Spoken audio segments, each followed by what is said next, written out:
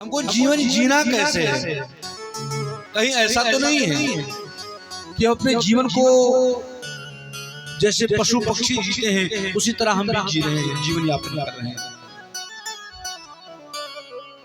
बोले फिर क्योंकि जो जीव होते हैं, पशु हैं, पक्षी हैं, उनके भी बच्चे होते हैं, उनके भी परिवार होते हैं, उनका भी अपना घर होता है। और मेरा भी परिवार है, मेरे भी बच्चे हैं, मेरे भी घर है। केवल भगवान ने एक दिया है, भाव कुभाव अनख आलसु नाम जपत मंगल दिस दिस।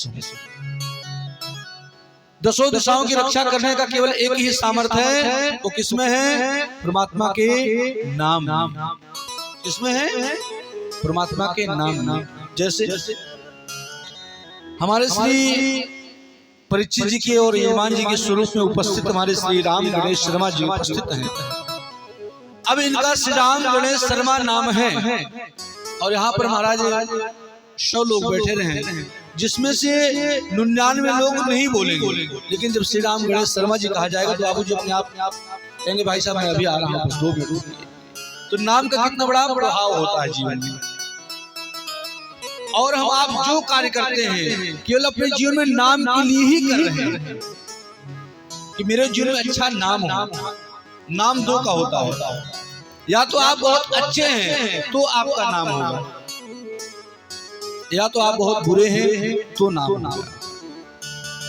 लेकिन जब आप अच्छे हैं तो समाज में आपकी प्रतिष्ठा और मान सम्मान होगी, लेकिन अगर आप बुरे हैं तो समाज में केवल आपकी अपकीर्ति होगी, केवल 4 लोग गाली ही देंगे, आपको आशीर्वाद कभी नहीं देंगे महाराज। इसलिए हम आप जीवन में सुंदर नाम कमाने का और जीवन में संयमित रहने का कारण केवल भगवान का नाम ही हमारा सर्वस्व है और मेरे प्राणाधार है।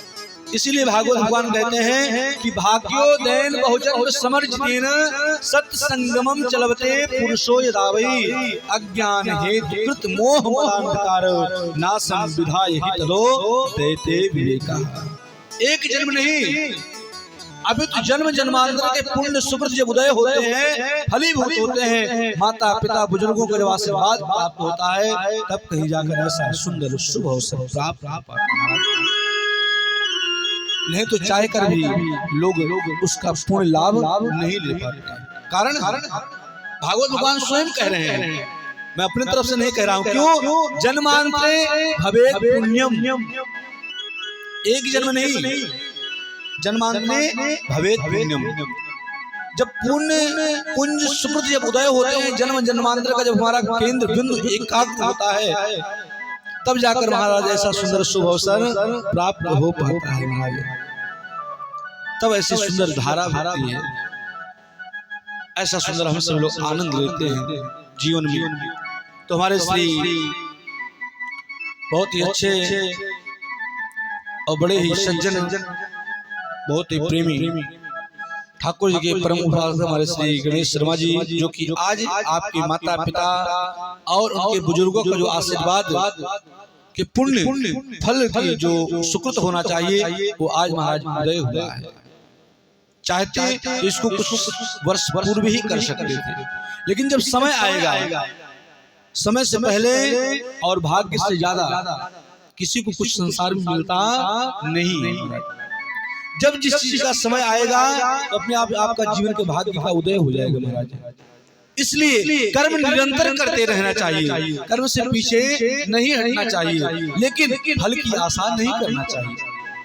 कर्म करना हमारा आपका कर्तव्य है, वृक्ष लगाना हमारा आपका कर्तव्य है, लेकिन उसमें फल क्या होगा वो हमारे आपके अधीन नहीं है। आपका कर्तव्य है खेत में बीज को डालना, बीज अंकुरित होगा, अब वो कितना आपको फल देगा वो आपके हाथ में नहीं है।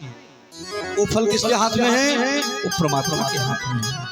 लेकिन हम लोग उसको अपना मान लेते हैं महाराज। दूसरी बात, ये ऐसी भक्तिपूर्ण अनुष्ठान है। श्रीमद् भागवत महापुराण सर्वोत्तम ग्रंथ है। क्या है ये? क्या है? सर्वोत्तम ग्रंथ है महाराज। 18 पुराण का सार श्रीमद् भागवत महापुराण है। श्रीमद् भागवत महापुराण को पंचम वेद भी कहा गया है। 4 वेद जो होते हैं, ऋग्वेद, यजुर्वेद, सामवेद, अथर्ववेद, ये 4 वेद तो हैं, लेकिन पंचम वेद श्रीमद् भागवत महापुराण को कहा गया है।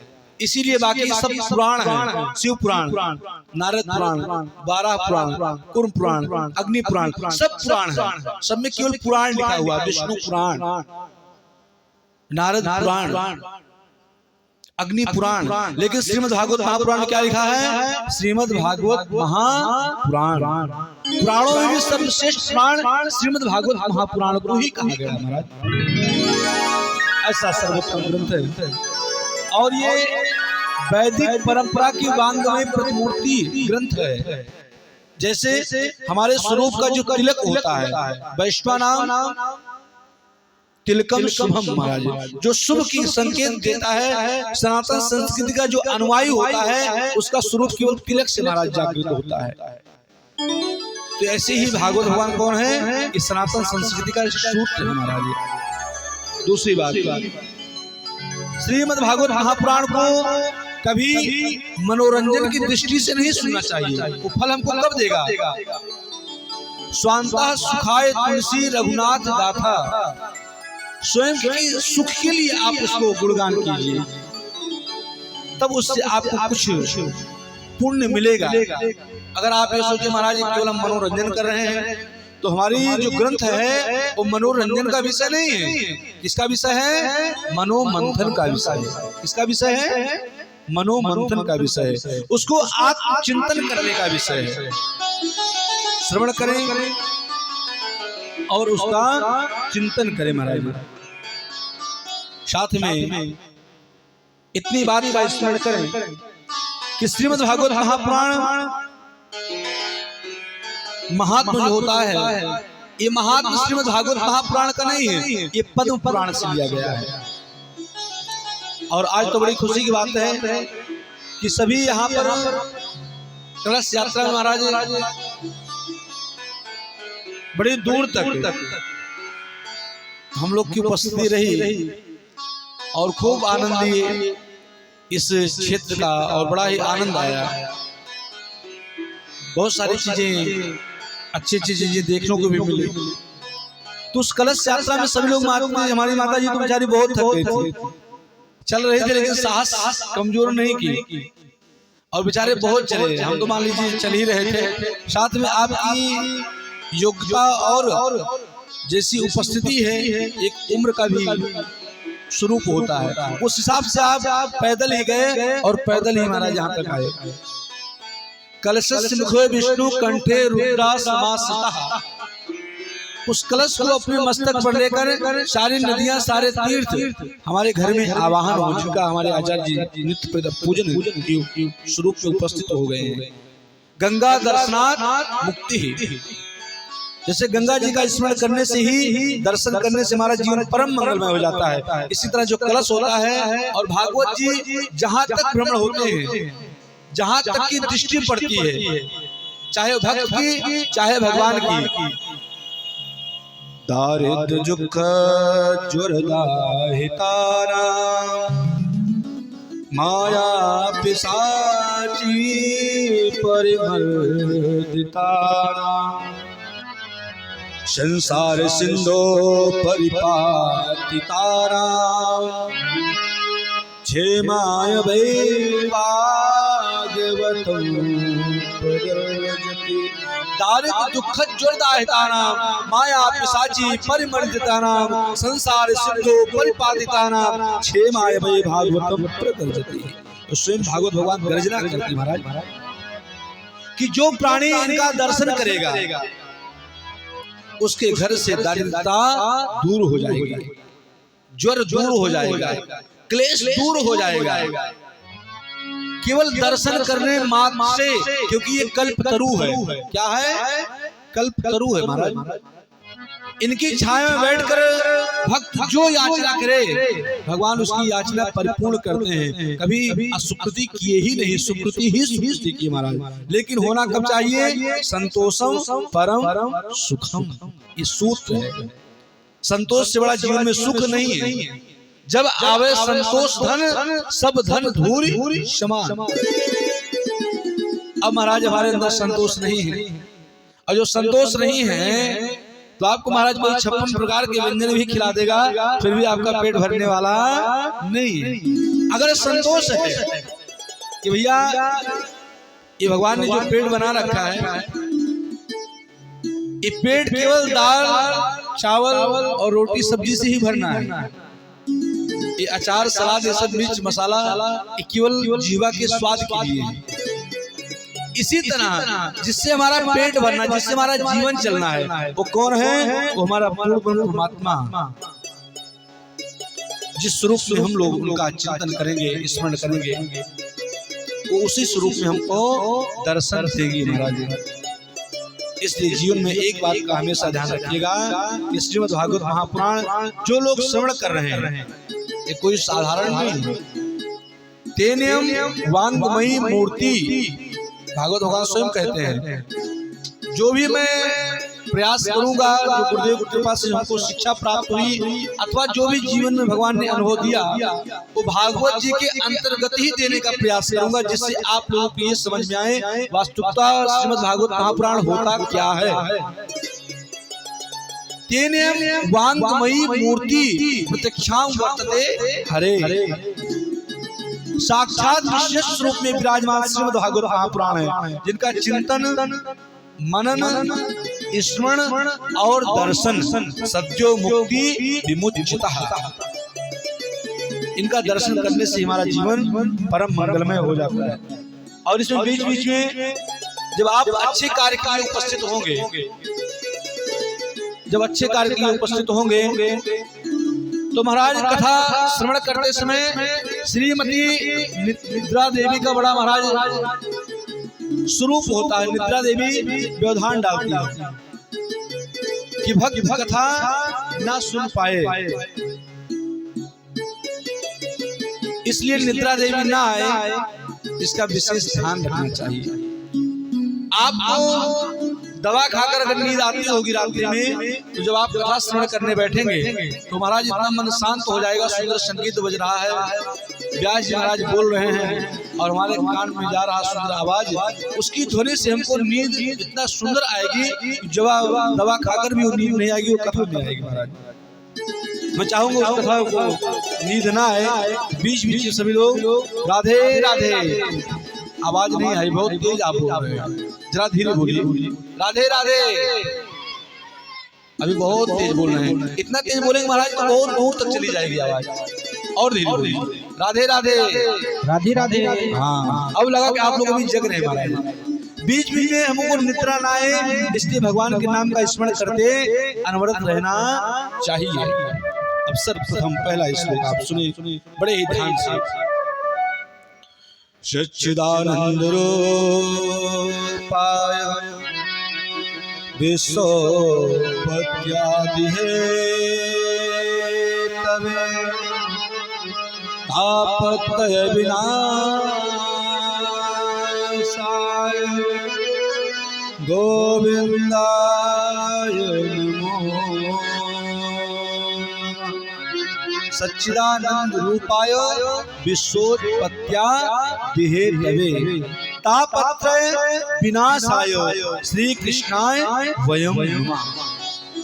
अब बोले महाराज बाबूजी मेरी दृष्टि आपके ऊपर नहीं पड़ रही, मैं चाहूंगा आप थोड़ा सा और आगे बढ़े, क्योंकि श्रोता और वक्ता की दृष्टि पड़ती रहनी चाहिए। हो सके तो 2 सोफा डालकर आप नीचे सम्मुख बैठेंगे तो हमारी आपकी दृष्टि पड़ती रहनी चाहिए, क्योंकि होता क्या है, जो वक्ता होता है उस श्रोता को देखकर ही पूरी कथा सुनाता रहता है महाराज।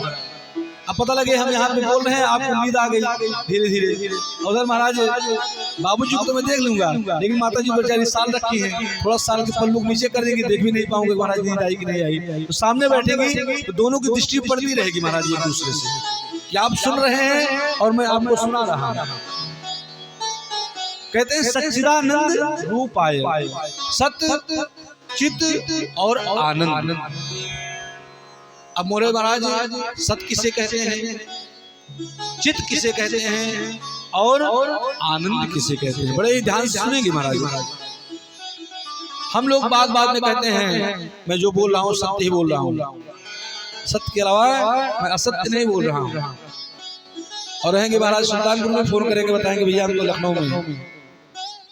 प्रारंभ हो जाएगा सुबह से सत्य का संभाषण और रात्रि तक चलता रहेगा और बोलेंगे यही भैया मैं आपसे सत्य ही बोलता हूँ, झूठ नहीं बोलता हूँ। तो सत्य क्या है?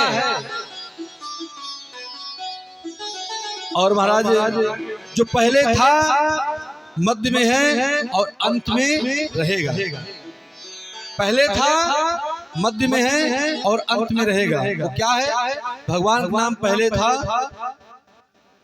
बीच में अभी जो हम लोग कथा कर रहे हैं चल रहा है और अंत में उन्हीं का नाम रहेगा। राम जी का नाम पहले था, मध्य में है और अंत में वही केवल हमारे साथ देने वाले हैं। इसके अलावा संसार में कोई देने वाला नहीं। महाराज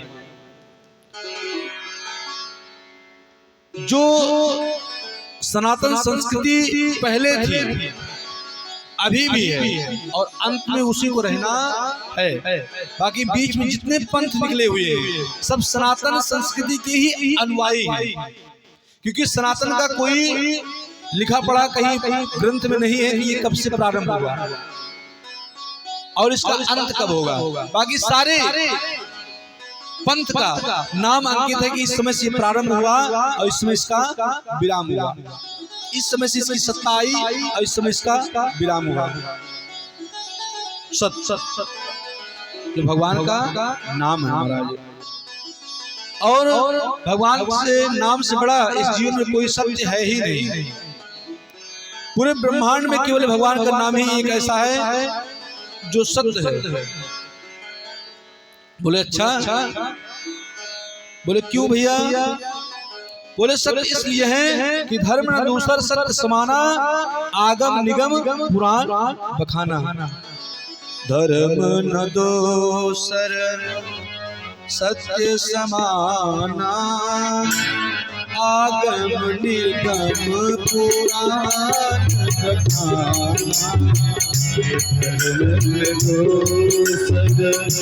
सत्य समाना, आगम निगम पुराण बखाना। सत्य समाना,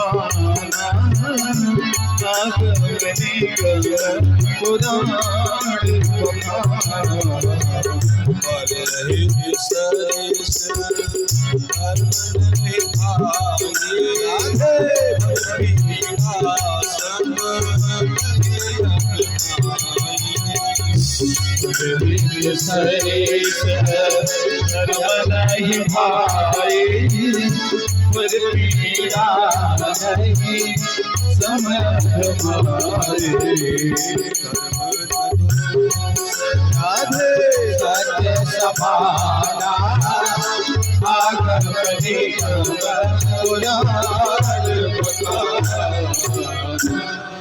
धर्म न दूसर सत्य समाना, आगम निगम पुराण बखाना। ये सारे ग्रंथ यही कहते हैं कि धर्म से बड़ा कोई सत्य नहीं है। अब बोले महाराज चित्त क्या होता है? अब सत्य तो आप जान लिए क्या है? भगवान का नाम। सत्य क्या है? बताइए बताइए। मेरी कथा ये नहीं कि आप इस कान से सुनिए इस कान से निकाल दीजिए, उसको आप चिंतन कीजिए। तो कम से कम एक सूत्र तो कथा में एक। हम ये नहीं कह रहे कि आप 4 घंटा मेरी कथा को आप बहुत ध्यान से सुनिए, एक शब्द को अपने हृदय में बैठा लीजिए, बस पूरे मेरे 7 दिन की कथा की सार्थकता मिल जाएगी आपको। ज्यादा चक्कर में पलने की जरूरत नहीं है। अब पता लगे महाराज आज कौन सा दिन है भैया? हाँ, आज सोमवार है। तो महाराज शंकर जी के पास पहुंच गए, एक लोटा जल जीवन का हल, श्री शिवाय नमस्तुभ्यम। और कल मंगलवार है तो जय हनुमान ज्ञान सागर जय के बेचते लोग उजागर रामदूत दुर्बलनामा अंजन पुत्र पहुंचनामा। फिर महाराज बुधवार आ गया, ओम गंगणपते नमः। बृहस्पतिवार आ गया, ओम बृहस्पते नमः। फिर महाराज शुक्रवार आ गया, सर्वा बाधा मुक्तो धर्मधारस्ताम मनुष्य मत प्रसादेन भविष्यति संशयः। ओम ऐं ह्रीं क्लीं चामुंडाय विक्षे। फिर महाराज शनिवार आ गया, ओम सब शनिश्चराय नमः। और फिर देखते देखते फिर रविवार आ गया, ओम श्री सूर्य नारायण नमः। इससे कुछ होने जाने वाला नहीं है। एक ही साधे सब सधे, सब साधे सब जाए।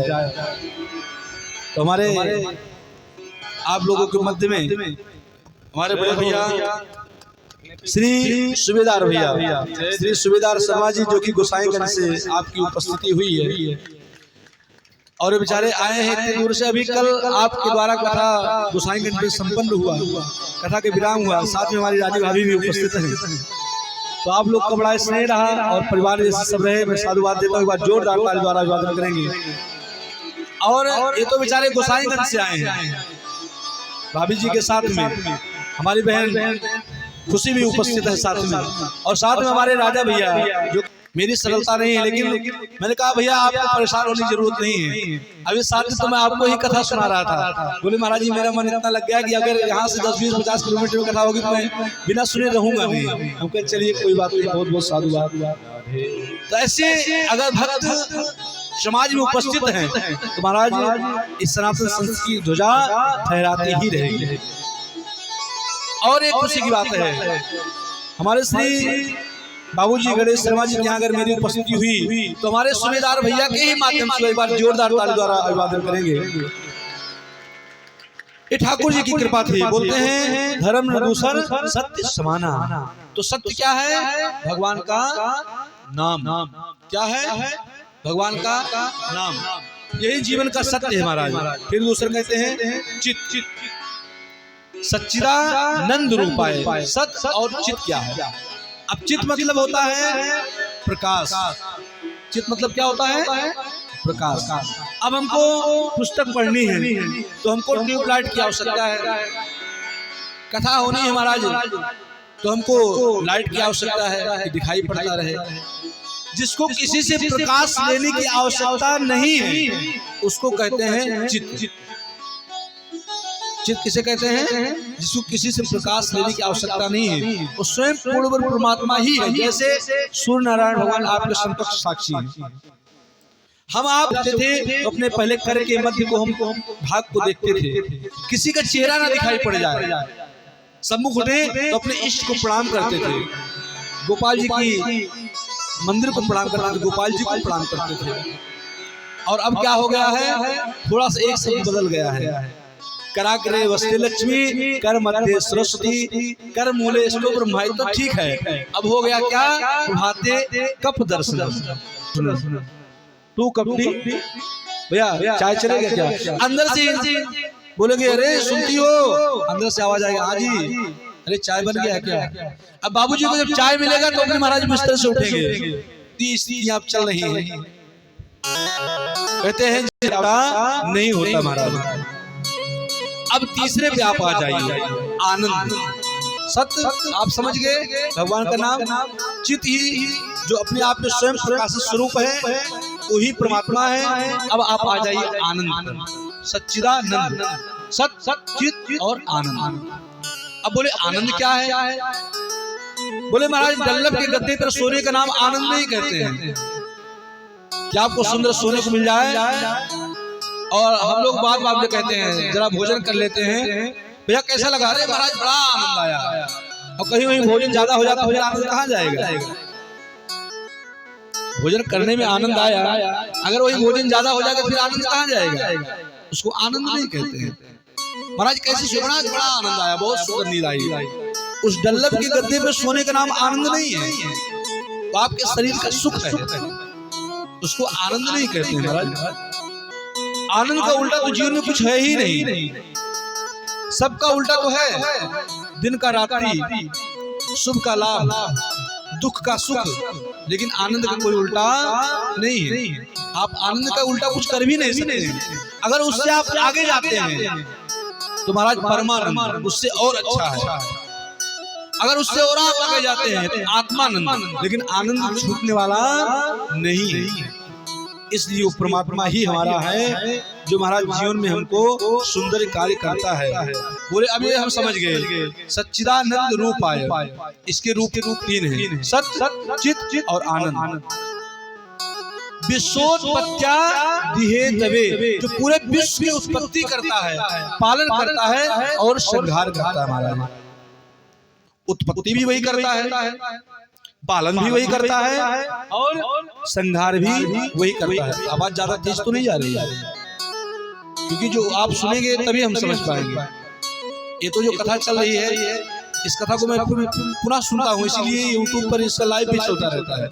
जितना मैं कथा बोलता हूँ उसको मैं बाद में सुनता हूँ, इसमें मैंने क्या संशोधन करना है अथवा मैं क्या बोला हूँ, ऐसा नहीं है। ये जो कथा चल रही है इसको आप भी सुन सकते हैं। मेरे राम हनुमान दास जी के नाम से चैनल भी है यूट्यूब पे। आपको मोबाइल जरूर दिखाई पड़ा, लेकिन आपको यूट्यूब पर पूरा सारा कार्यक्रम दिखाई पड़ता रहेगा। उसका मैं संशोधन करता हूँ इस शब्द में, इससे हमारे भक्तों के जीवन में क्या परिवर्तन हो सकता है। क्योंकि महाराज हमको गागर में सागर नहीं करना है, सागर को गागर में भरना है। बहुत ज्यादा व्याख्या, बहुत ज्यादा 10 घंटा 20 घंटा हमको समझाने की आवश्यकता नहीं। उसका एक सूत्र है, यहाँ से हमको सुल्तानपुर जाना है तो हमको एक रोड का किनारा पकड़ लेना है। अब हम ज्यादा रोड और रोड के चक्कर में पड़ेंगे खड़ंजे के, तो सुल्तानपुर बाजार पहुंच भी नहीं पाएंगे और घंटा हमारा सब व्यतीत हो जाएगा। इसलिए मुख्य लक्ष्य को ध्यान रखते हुए हमको सीधे सुल्तानपुर मार्केट जाना है, हमको सीधे मेन रोड पकड़ के सीधे पहुंच जाना है। तो भटक गए तो बहुत सारे खड़ांजे मिलेंगे, बहुत सारे डिवाइडर मिलेगा, बहुत सारे रोड मिलेंगे, उसमें हम घूमते रह जाएंगे और पहुंच नहीं पाएंगे। तो विश्वोत्पत्त्या दिहे तवे, जो विश्व की उत्पत्ति और पालन और संहार का स्वरूप है महाराज। बोले अच्छा।